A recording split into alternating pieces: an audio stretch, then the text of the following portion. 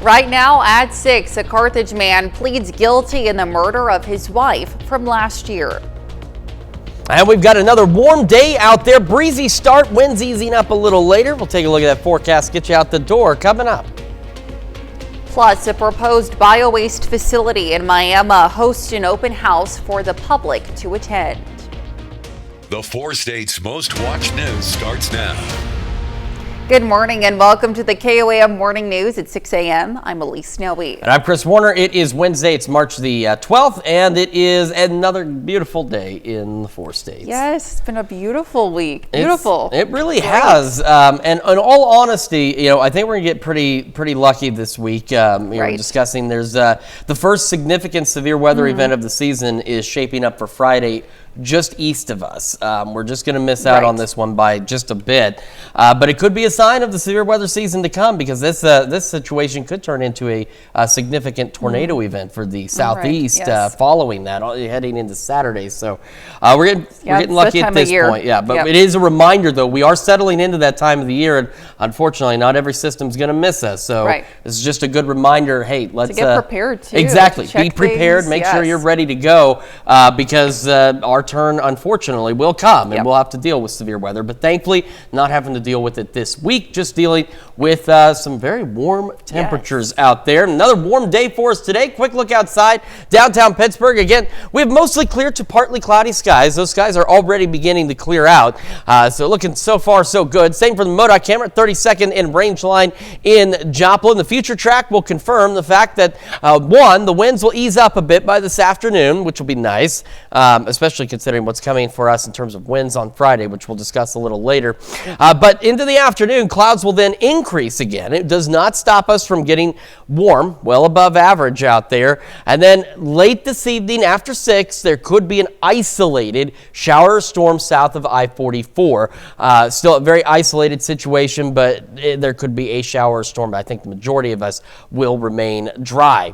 We are sitting at 57 in Joplin, 51 in Pittsburgh. We do have some upper 40s. Our temperatures this morning really not that far off from where we were yesterday. Sedan, though, a little bit on the colder side, sitting at 40, but most of us in the low to mid 50s as we get this day underway. And that's where we're expected to be for kids getting on the bus. Mid 50s, clear skies, breezy this morning. South winds gusting upwards of 20. Then mostly cloudy this afternoon, 79. South winds about 5 to 10 miles an hour. And into the day we go, upper 70s, low 80s. Not that dissimilar again from yesterday. The only difference is more clouds as we head into the afternoon and evening hours, and again a slight chance of a shower storm south of I-44. So we will still possibly see some kind of rain on Friday with these storms. We'll talk about that. We'll talk about the upcoming lunar eclipse early Friday morning as well. We're going to talk about those winds that we've got to watch as we head into Friday here in just a few more minutes. Elise?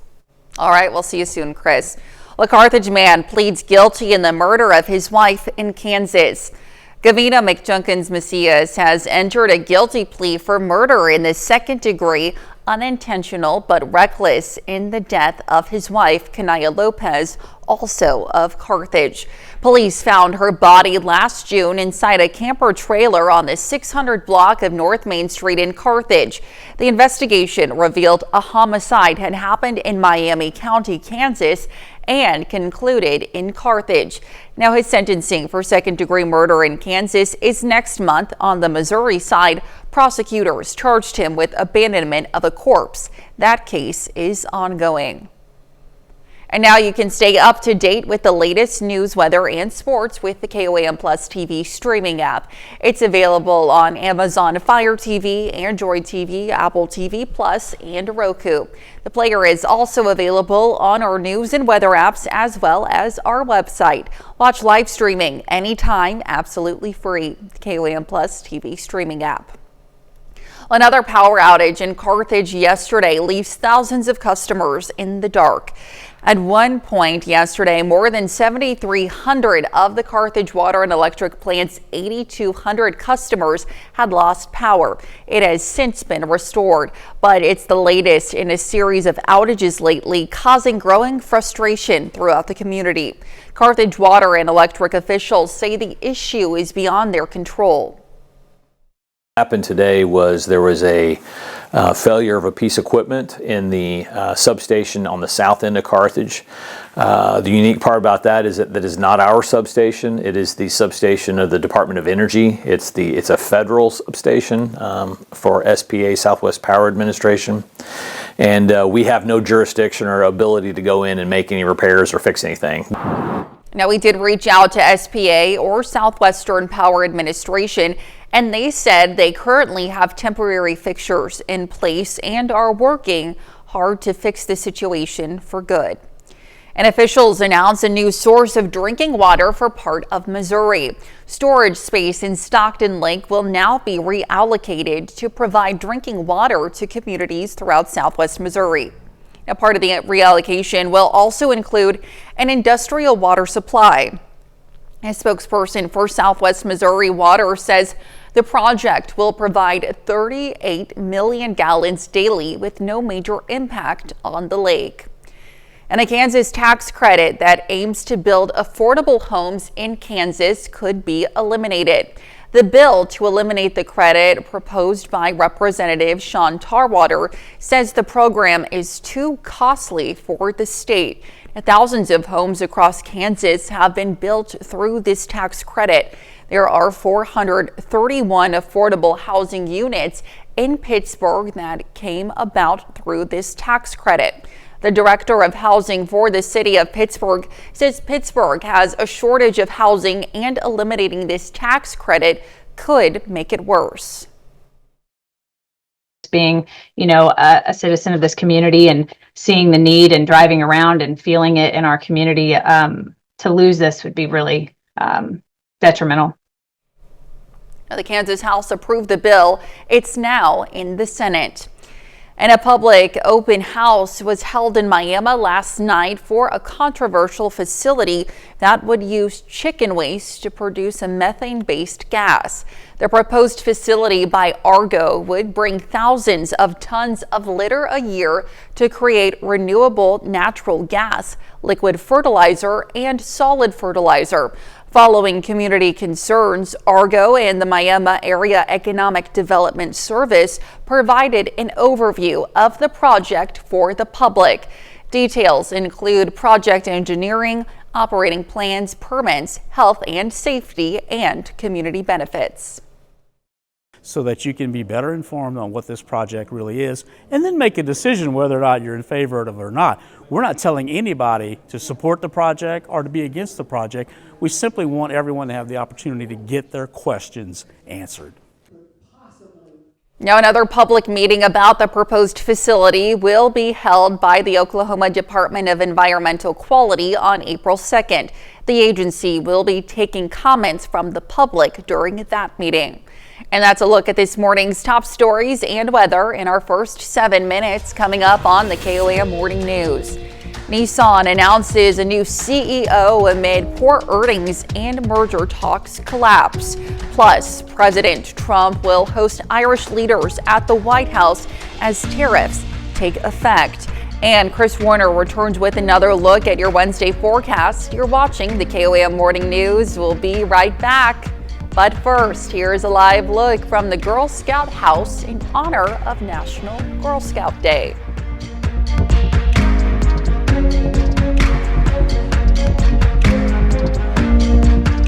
Well, topping Nation Watch this morning, a leadership shakeup at Nissan. The Japanese automaker announced its CEO is stepping down and a new one will be taking his place. Chief Planning Officer Ivan Espinoza will take over the top spot on April 1st.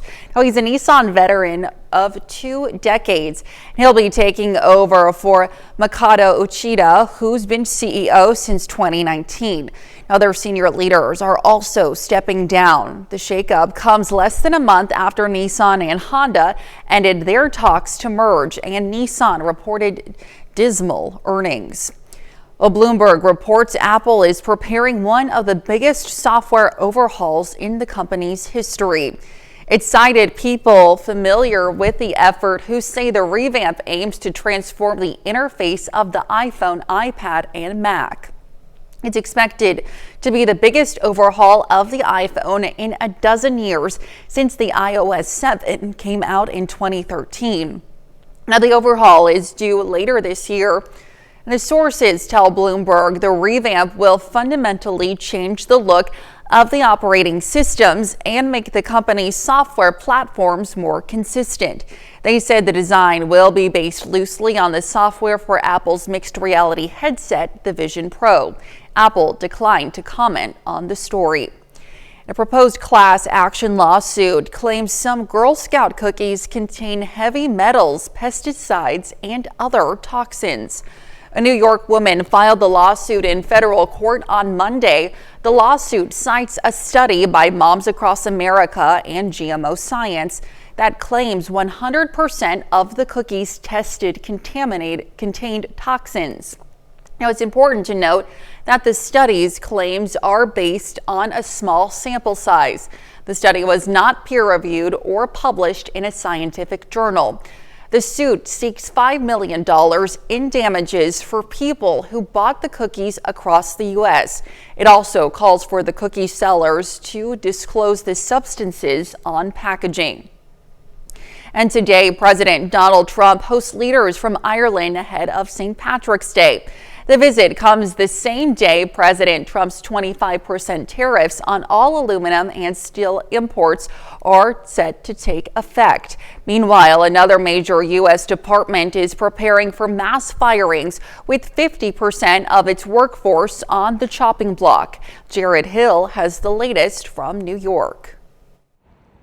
Major downsizing at the Department of Education. Today, offices nationwide are shuttered, with the agency announcing more than 1,300 people are being fired. It's going to have enormous consequences to families across the country. It's a step in President Donald Trump's promise to dismantle the department. We have a bloated, very dishonest, in many cases, federal government and bureaucracy. Also today, President Trump's 25% tariffs on all imported steel and aluminum kick in. The tariffs are going to be throwing off a lot of money to this country, and we've been ripped off for years by other countries. The move has support from many domestic steel and aluminum makers, but the head of the Can Manufacturers Institute says consumers will eventually take a hit. How long will it take for people to feel the impacts of these tariffs? The impacts will probably be felt in the next 60 to 90 days as we buy more steel and aluminum, and as those containers are filled with food and beverages. Trade uncertainty sent markets tumbling again Tuesday. The U.S. Commerce Secretary. The markets are going to learn. Let the deal maker make his deals. A breakthrough on one deal. Ukraine says it'll accept a 30-day U.S. brokered ceasefire with Russia. We'll take this offer now to the Russians, and we hope that they'll say yes. The U.S. has pledged to unfreeze Ukrainian military aid and intelligence sharing in response. Jared Hill, CBS News. Meanwhile, in a win for President Trump, the GOP-led House narrowly passed a spending bill aimed at averting a partial government shutdown this Friday. Now, the fate of the measure now lies with the U.S. Senate. The president today pulled back on his threat to double the fee on Canadian steel and aluminum after the Premier of Ontario backed down from putting a 25% surcharge on electricity it exports to the U.S. And that's a look at some of today's top national stories. Here's Chris with a look at your forecast. Yeah, Skywatch Storm Tracker showed us where we still have some of those clouds, but they are continuing to lift out of the area, and we'll have clear skies through the morning before the clouds increase again. We'll have another look at your forecast when we come back. Well, a Pennsylvania teen in remission from leukemia now has some extra motivation to get back to his life on the soccer field. The 16-year-old was gifted a home gym through the Make-A-Wish Foundation. Aziza Schuler was there for the big reveal.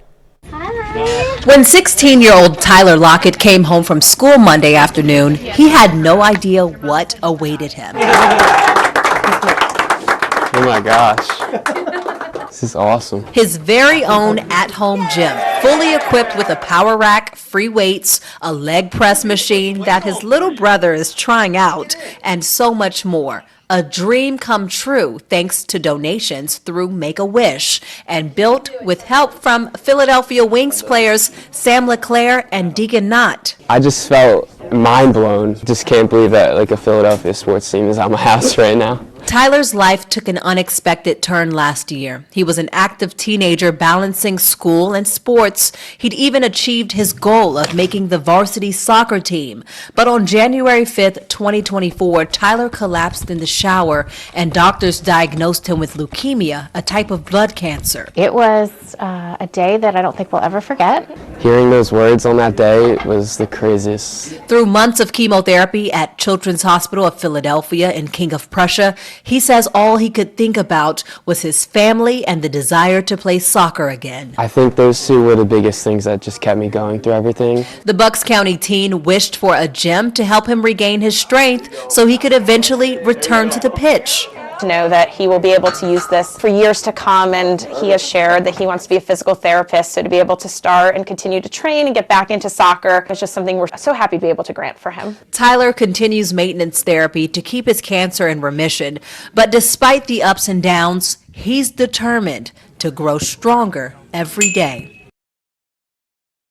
What an incredible gift. Let's head over to Chris for a quick look at your forecast. Again, got a great start to the day out there, similar to yesterday. We will be warm again. We'll have a look at the forecast when we come back.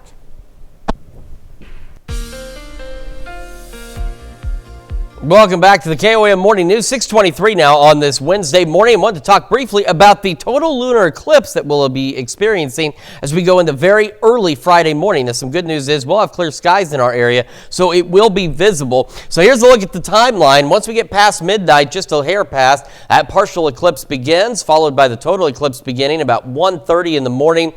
Just before 2, we'll have the maximum eclipse. The total eclipse itself ends by 2:31.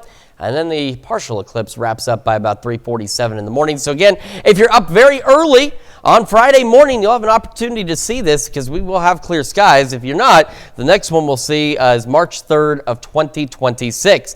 As for today, we'll have the clouds clear this morning. We'll have clear skies between now and noon, and then clouds will begin to increase again as we head into the afternoon hours out there. We could occasionally see some wind gusts to 20, but nothing like the last couple of days. Won't be nearly as breezy. We will still be quite warm.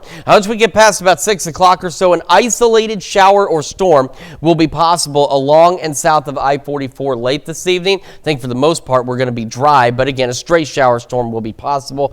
No severe weather expected with that. We go into Thursday, skies will clear again, are a little slower to warm, but we will warm back up, not dissimilar from what we're experiencing today. Clear skies will continue overnight Thursday into Friday. So again, if you want to go out and see that lunar eclipse, it'll be very mild overnight as well, so you don't have to worry about bundling up. Now Friday, we have one major issue is take a look at these wind arrows. We're talking wind gusts Friday.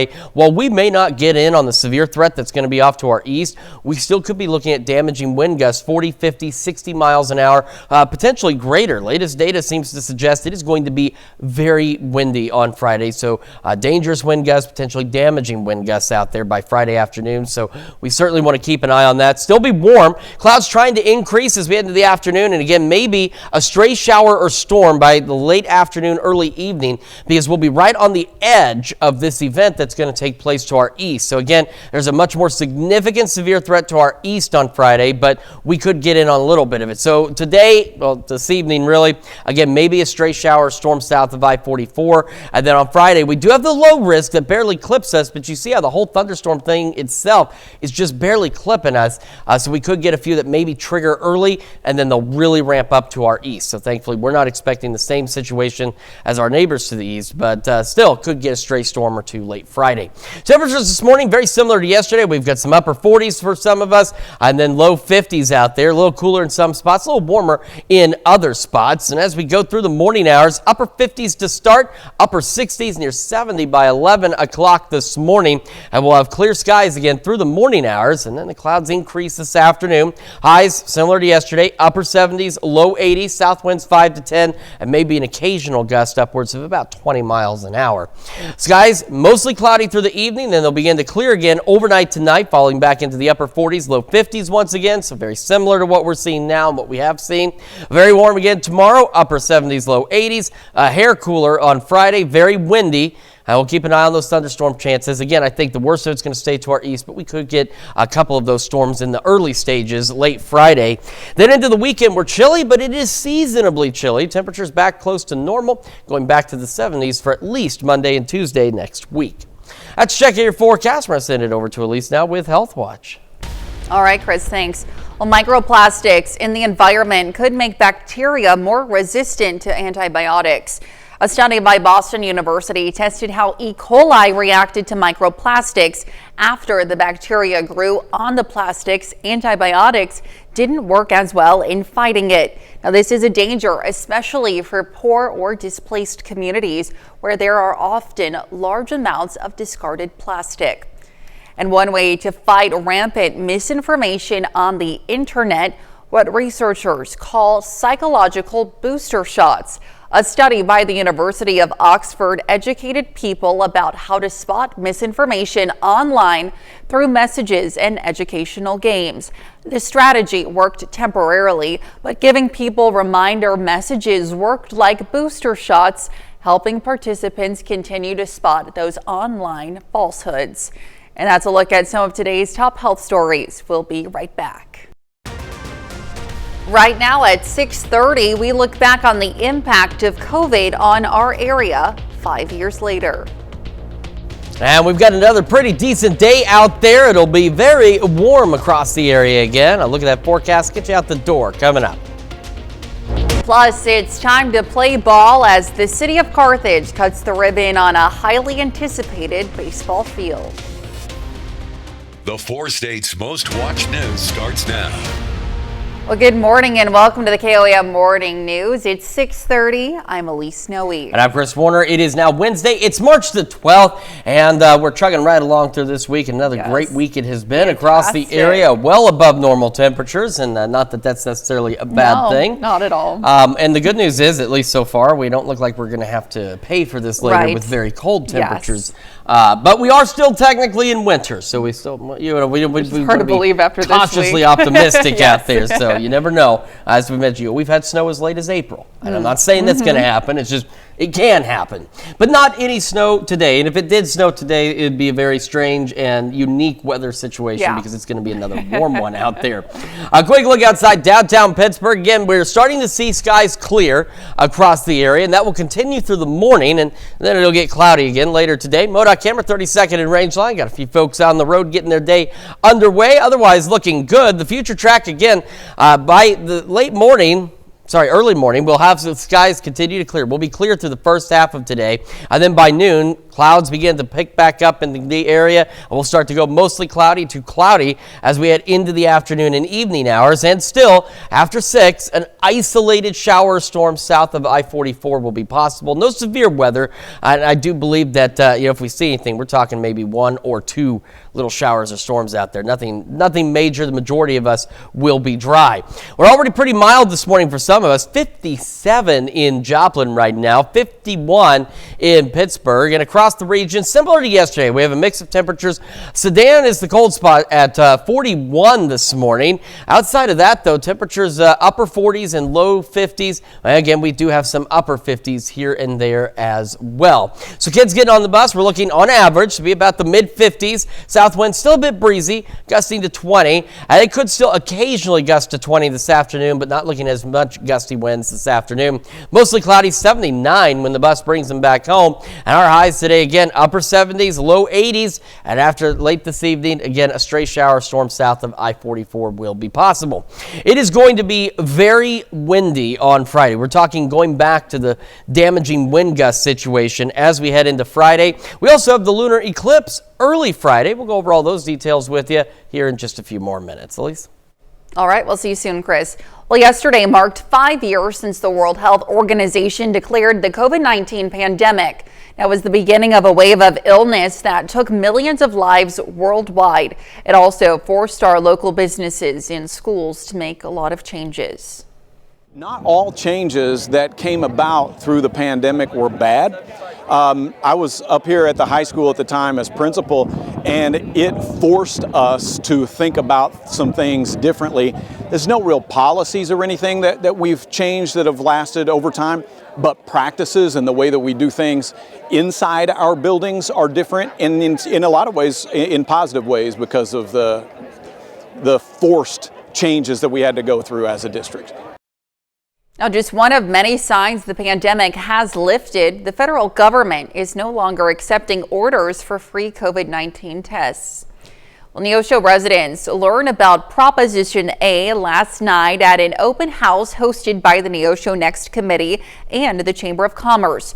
Voting yes for Prop A would allow for a use tax to help pay for a new aquatic center, pickleball courts, an inclusive playground, and golf facility upgrades.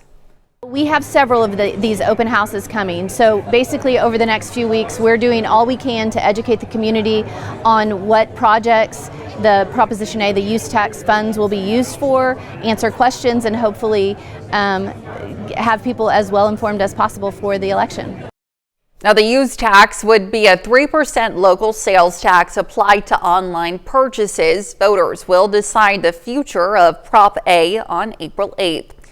Well, Carthage residents go through another round of power outages yesterday. Residents are saying it's causing growing frustration throughout the community. Now, in a response to these concerns, we reached out to Carthage Water and Electric to get some answers. KOAM's Lonnie Walton has the story.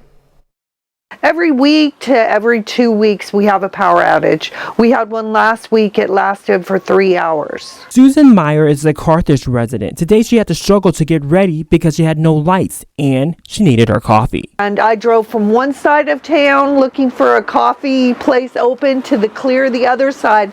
Ended up driving to Joplin to buy a cup of coffee because the entire town, the power is out. And why did she have to do that? We reached out to Chuck Bryant, the manager of Carthage Water and Electric, to see why there was another outage today. What happened today was there was a failure of a piece of equipment in the substation on the south end of Carthage. Bryant says this substation has nothing to do with his department. It is not our substation. It is the substation of the Department of Energy. It's a federal substation for SPA, Southwest Power Administration. And we have no jurisdiction or ability to go in and make any repairs or fix anything. Well, how powerful is this substation that Bryant is talking about? And it trips offline. It creates the whole city will be dark, and that's what happened this morning. With that said, Bryant says the SPA knows what's going on and are currently working to resolve it. They've assured us that the power has been restored. There's some repairs that will be done in the next couple of weeks. Now, this truly will make Meyer happy. Everything's fine. Not having my morning cup of coffee now, that's a real problem there. Reporting in Carthage, I'm Lonnie Walton, KOAM News. Now, we did reach out to the Southwestern Power Administration, and they said they currently have temporary fixtures in place and are working hard to fix the situation for good. And that's a look at our top news stories coming up this half hour on the KOAM Morning News. Southwest is getting rid of its most recognizable perk, free checked baggage. And we have another warm day today. We'll have what to expect with Chris Warner in the Skywatch Weather Center. You're watching the KOAM Morning News. We'll be right back. But first, here's a live look from the Girl Scout House in honor of National Girl Scout Day.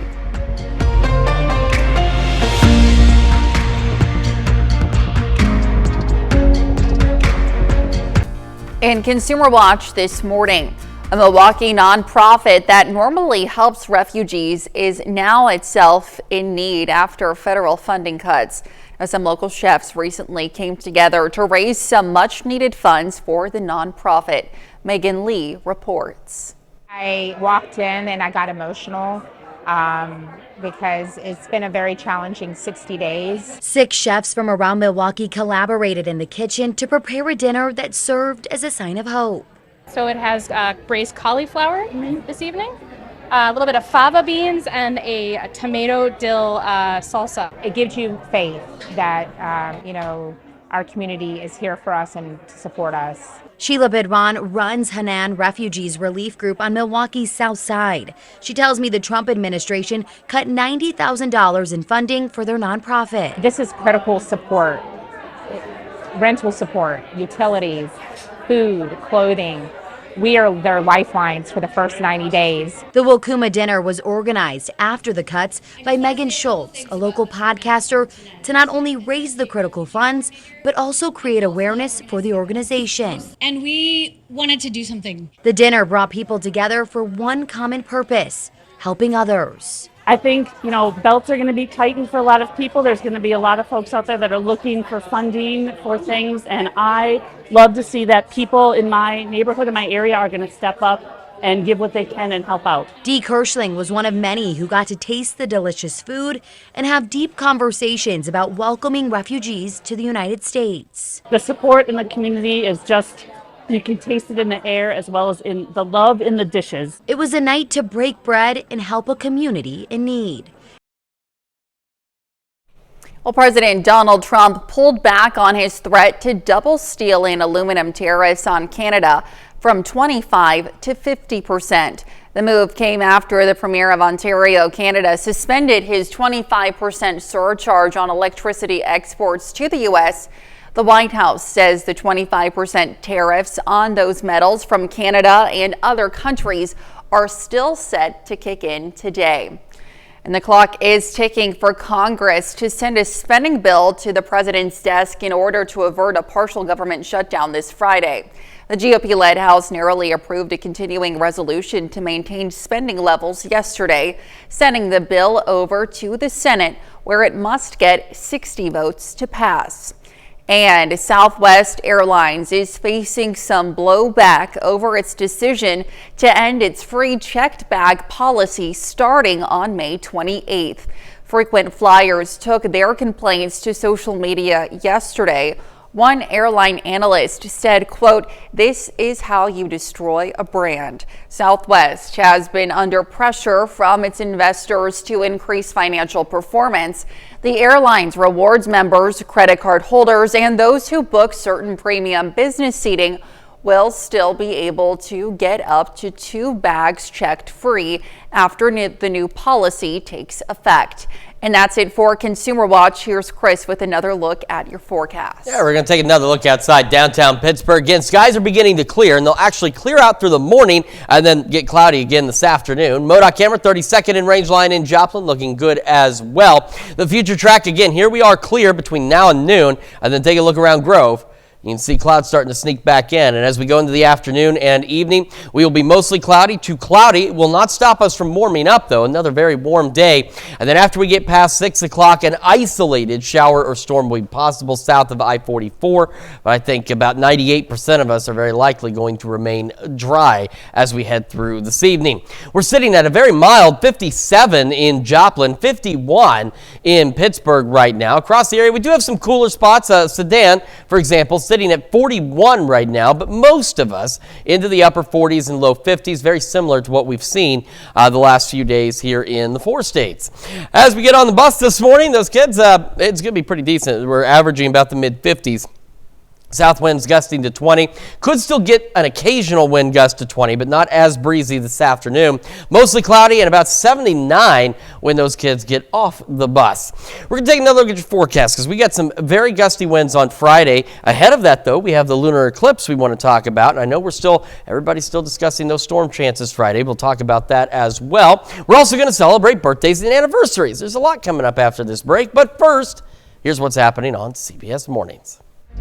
I'm Gail King, coming right up on CBS Mornings' 3-time Emmy winner. That's Uzo Aduba on your screen. She joins us to discuss her new murder mystery series. It's called The Residence. It's good. And ghost Rebecca Wasaki will be here to tell us what's new with her character. Her character's Hetty. That's coming right up on CBS Mornings. All right, time for some Wednesday birthdays. We're going to start in Fort Scott with Deacon Tinsley celebrating birthday number 10. Happy birthday. Also celebrating their 10th birthday today over in Quapaw. Happy birthday to Ivy Forbes. It says, happy birthday, love from Mom, Dad, and Aiden. And in Carthage, Wyatt Buck celebrating birthday number 13 today. Happy birthday. And happy 28th birthday to Hunter McPherson in Frontenac. It says, happy birthday from your wife, Emily, and kids, Jackson and Elizabeth. And in Pittsburgh, Jeremiah Davis, celebrating birthday number 50, says, "We love you. Happy birthday, Mom, Fran, and the rest of the family." And a happy 49th anniversary to Pete and Rima Crawford in Joplin. And we've got Christine Preset celebrating another year wiser today. Says, "Happy birthday with love from your husband, kids, and grandkids." And a happy birthday to Tommy Mishler. All right, another great list of birthdays and anniversaries. And if you would like to celebrate with us, Elise has some information. Yes, go ahead and submit those wonderful birthdays and anniversaries to birthdays@KOAMnewsnow.com. Be sure to include those photos and messages to meet the deadline that you see there at the bottom of your screen. And to also please include the date of your celebration when submitting as well. Certainly important information. And I've got some important information for you. We have a lunar eclipse that's going to take place very early Friday morning. In fact, it'll start just after midnight. So if you're either staying up late or if you're awake or whatever the case may be at that hour, here's what you can expect with that lunar eclipse. That's a total eclipse starting at about 12:09. The total eclipse begins at 1:26 in the morning. Just before 2, we reach the maximum eclipse, with that coming to an end at 2:31, and the partial eclipse will come to an end by 3:47 this Friday morning. So if you're up late, maybe you just stay up late by nature, or maybe you're like us and you're up very early in the morning, you might want to wake up a little earlier, stay up a little later to catch this, because the next time that we'll have a total lunar eclipse visible in the United States won't be until March 3rd of 2026. Let's talk about what we're expecting today. Today, we're going to have clear skies between now and about noon, and then clouds begin to increase as we go into the afternoon and evening, going from mostly cloudy to maybe just cloudy, but that will not stop us from warming up across the region. And then after 6, between let's say 6 and 11, could see an isolated shower or thunderstorm along and south of I-44. Most of us are going to remain dry, and if we see anything at all, it will be very limited down there, but could still get a stray shower or storm. Skies will clear overnight. Then we'll have clear skies going into our Thursday, and another pretty decent day. A similar start, upper 40s, low 50s. Our highs very similar to what we are going to see today and what we saw yesterday out there. And south winds, they're not going to be too bad, about 5-10 miles an hour, so a fairly reasonable day for us. Friday is where things turn upside down a bit, and so we're going to talk about that. So again, now going into the eclipse itself, a bit breezy in the morning, and skies clear though, so we'll have a great view of this, and very mild, by the way. If you are heading out to see the eclipse, it's going to be great in terms of the temperatures and the viewing conditions. Now, Friday, we are looking at the return of those damaging wind gusts, not associated with thunderstorms. In fact, most of Friday, we're going to spend the day sunny, clear. But take a look at these wind arrows. They don't really paint a good picture, but you see how fast they're moving? We're looking at wind gusts anywhere from 40 to 60 miles an hour again out of the south as we go into Friday. Unfortunately, some of the long-range data, as we get a little closer here, it's been increasing these wind gusts over the last few days, and it continues to do so. So we are looking at least for some of us, the possibility of wind gusts up to 70 miles an hour as we head into Friday afternoon. So we're talking damaging, dangerous wind gusts on an otherwise sunny and beautiful Friday. So you need to really take that into account. You need to prepare for that. Just make sure you're checking around. You got to watch for those loose limbs. If you're driving high-profile vehicles, you're planning to head out Friday for the weekend or anything like that. It's just a lot of things you need to keep in mind, because those kinds of winds can be damaging on their own. Power outages are a possibility, of course, down tree limbs, especially if we do get into that 60 to 70 mile an hour zone in some locations. Now, there's also the thunderstorm threat. There's some good news on that front, at least at this point. For us, unfortunately, our friends to the east, we're looking at what is probably going to be the first significant severe weather outbreak of the season. Now, it is going to be to our east, so we will we'll get lucky on this round. But it is also a reminder to start making your plans for severe weather season, because that's pretty close, how close it's going to be, and we're getting into severe weather season. So as we go into Friday afternoon, clouds thicken up a bit, and then we could see an isolated shower storm, mainly on the Missouri side, because this is where the beginning of this activity will be as we head into Friday evening, late afternoon and evening. So again, an isolated shower shower storm south of I-44 this evening. And you see how the thunderstorm risk, even the low risk, it's barely getting into us. So we're going to be right at the beginning of this. So I think we won't see anything too serious, but it will really ramp up as it heads off to the east. And of course, if that changes for any reason, we'll let you know. But over the last few days, it's been getting further and further to the east with that thunderstorm threat. We're going to have another look at your forecast, plus the news you need to know here in just a moment. And when we switch over to Fox 14 at 7 a.m., we're going to see how your hobbies can help you in your career. And here's a check of today's top headlines, the news you need to know before you head out the door. Gavino McJunkins Macias of Carthage pleads guilty in the murder of his wife in Kansas. McJunkins entered a guilty plea for murder in the second degree, unintentional but reckless in the death of his wife, Kanaya Lopez of Carthage. Her body was discovered last June inside a camper trailer on the 600 block of North Main Street in Carthage. McJunkins' sentencing for second-degree murder in Kansas is next month. And another power outage in Carthage yesterday leaves thousands of customers in the dark. Now, it's the latest in a series of outages lately, causing growing frustration throughout the community.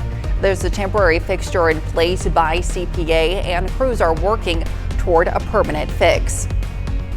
And officials announced that Stockton Lake will be a new source of drinking water for part of Missouri. Storage space in Stockton Lake will now be reallocated to provide drinking water to communities throughout southwest Missouri, as well as industrial water. The project will provide 38 million gallons daily with no major impact on the lake. And that's a check of today's top headlines, the news you need to know before you head out the door. As you head out the door, clear skies to start and then clouds increasing again this afternoon. Still warm, upper 70s, low 80s. We'll have clear skies overnight, but mostly cloudy through the evening. Again, maybe a stray shower storm south of I-44 this evening. Nothing significant expected. Most of us will remain dry. Upper 40s, low 50s tonight. Tomorrow, another warm day, upper 70s, low 80s. Friday, watching that potential for damaging wind gusts at least to 60 miles an hour in some cases. We're still watching those thunderstorm chances as we head into Friday afternoon and evening. I think the worst of it's to our east, but we'll keep an eye on it. A little cooler this weekend, but seasonably cool. Righty. And coming up today at noon, we're making crispy buttermilk onion rings in the Mr. Food Test Kitchen. And your morning news continues on KOM with CBS Mornings. Or you can switch on over with us on Fox 14, where your only local morning news continues. This morning, Rafi Andonian joins us in the studio to talk about the history of the Girl Scouts. Plus, Valerie Stone and Julie Smith also join us in the studio for another Wildcat Wednesday. However, it's going to wrap us up for this morning. See you back here tomorrow morning at 5 a.m. And we'll see you today at noon.